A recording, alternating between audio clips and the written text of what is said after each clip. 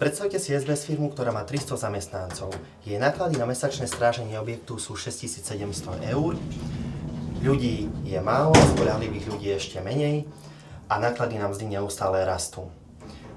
Ako bonus, žiadny SBS-kár nebude nikdy riskovať svoj život pri ochrane cudzieho majetku. Riešením je Invelogy Patrol. Invelogy Patrol nahrádza SBS zamestnancov autonómnymi robotmi, ktoré sú spoľahlivejšie, dokážu ušetriť 50% nákladov a neboja sa ako človek.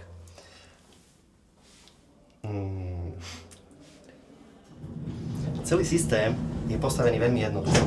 Robot vytvorí mapu, nastavíme mu úlohy a spustíme robotovi autonómne obchôdzky, ktoré vykonáva častejšie ako človek. V prípade narušenia objektu robot odošle upozornenie operátorovi, operátor prevezme kontrolu a zasiahne na diaľku. Pre takéto kritické situácie máme možnosť na robota doinštalovať slzný sprej, stroboskop, sirénu či paintballovú zbraň pre policajné využitie.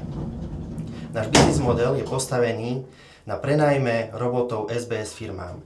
Cena robota je od 1500 eur mesačne a naša marža dosahuje 55%. Momentálne pracujeme s našim partnerom Asgard Security na implementácii a dotestovaní robotov v OC Optima, kde plánujeme spustiť prvých 3 robotov. Pre rýchle škálovanie budujeme službu Invelogy Patrol ako plug-and-play službu a vďaka tomu si budú môcť naši partneri implementovať systém úplne sami.